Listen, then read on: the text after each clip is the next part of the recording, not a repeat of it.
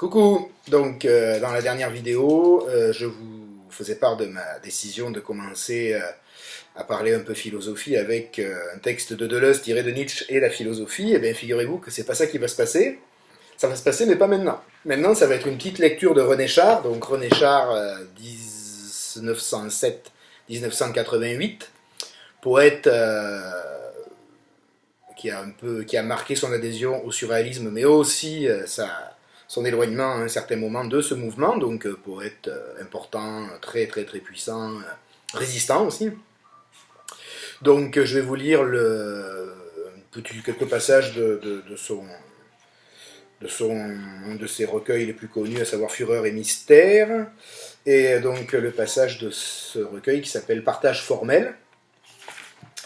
Voilà, donc c'est aussi pour partager avec vous un auteur que j'aime beaucoup, que j'ai redécouvert, disons, il n'y a pas très longtemps, qui me fait quand même pas mal penser à Claude Gauvreau, au niveau du travail sur la langue. Bien entendu, il viendra un moment où je parlerai de la langue, et il viendra un moment où, dans ces réflexions sur la langue, bien sûr, la poésie, le théâtre, Gauvreau, etc. seront probablement convoqués.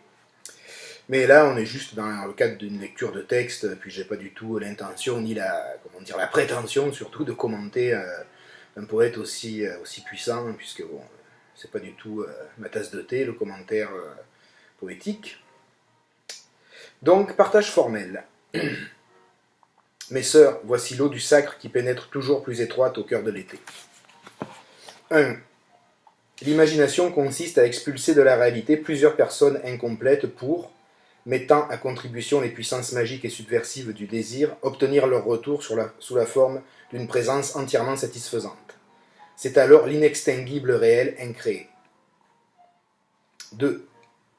Ce dont le poète souffre le plus dans ses rapports avec le monde, c'est du manque de justice interne. La vitre cloaque de Caliban derrière laquelle les yeux tout-puissants et sensibles d'Ariel s'irritent. 3. Donc là, référence à la tempête de Shakespeare.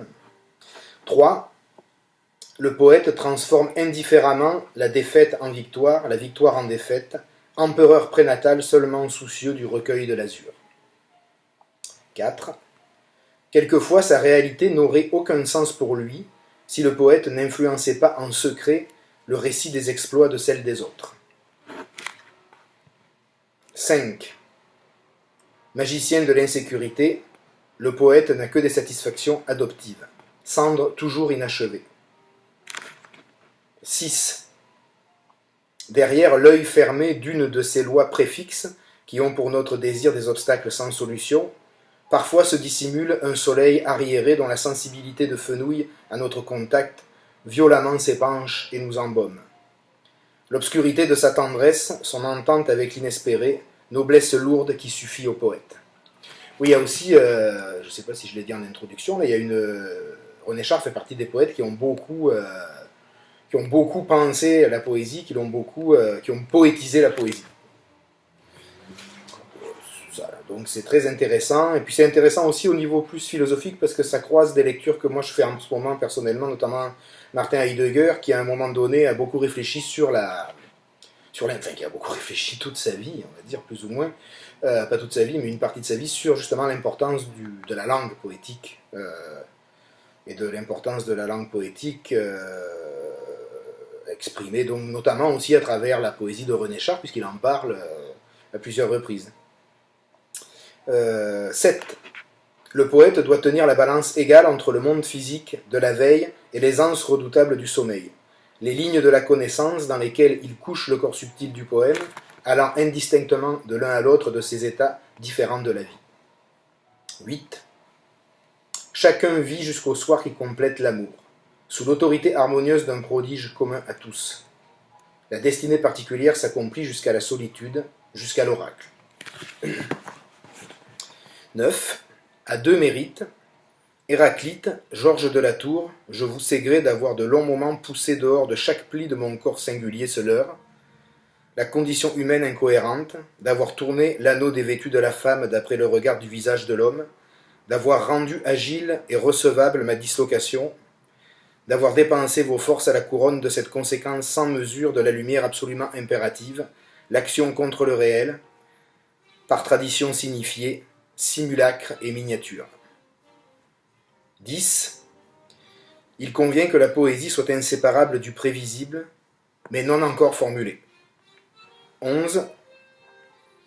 Peut-être la guerre civile, nid d'aigle de la mort enchantée, ô rayonnant buveur d'avenir mort. 12. Disposer en terrasses successives des valeurs poétiques tenables en rapport prémédité avec la pyramide du chant à l'instant de se révéler, pour obtenir cet absolu inextinguible, ce rameau du premier soleil, le feu non vu, indécomposable. Donc oui, il y a un aspect héraclitéen un peu dans cette partie. 13. Fureur et mystère, tour à tour, le séduisirent et le consumèrent.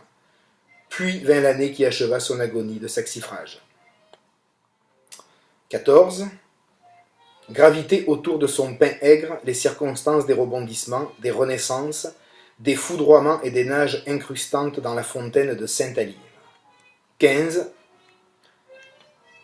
En poésie, combien d'initiés engagent encore de nos jours, sur un hippodrome situé dans l'été luxueux, parmi les nobles bêtes sélectionnées, un cheval de corrida, dont les entrailles fraîchement recousues palpitent de poussière répugnante.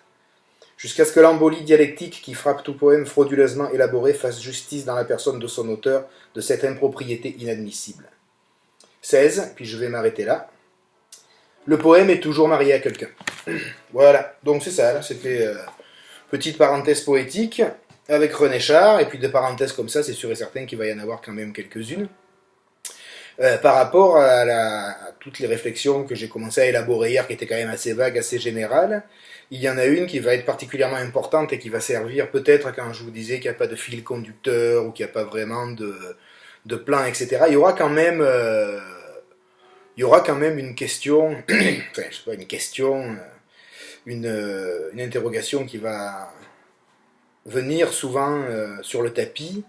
Ça va être la question de l'existence et le fait qu'il ne faut pas s'attendre à ce que les questions existentielles puissent trouver réponse nécessaire, affirmative, réponse claire, etc. En fait, il n'y a pas, dans mon humble avis, et puis dans ce que je voudrais aussi un peu soutenir tout au long de ces causeries, il n'y a pas de réponse au problème de l'existence. Il n'y a pas de réponse toute faite. Donc, on va justement réfléchir à tout ça, et donc les textes, les poèmes, etc., viennent un peu aussi relayer ce problème que j'appellerais le problème de l'éclatement, de la fragmentation, du moi. Donc ça, c'est des choses sur lesquelles je reviendrai, ultérieurement. Mais là, c'était juste pour vous faire coucou et vous dire, lisez René Char, voyons. Lisez tout, René Char. Lisez toute la poésie, lisez tout. Lisez toutes, comme on dit au Québec. Au revoir. Donc la prochaine fois, Deleuze, Nietzsche et la philosophie. Et puis là, on va commencer à parler des liens de la philosophie avec notamment la mystification intellectuelle. Puisqu'un des rôles de la philosophie doit être de démystifier, comme va le dire Deleuze, mais aussi de démystifier ce qui voudrait nous mystifier intellectuellement. Et Dieu sait s'il y en a. Voilà, voilà. Ciao!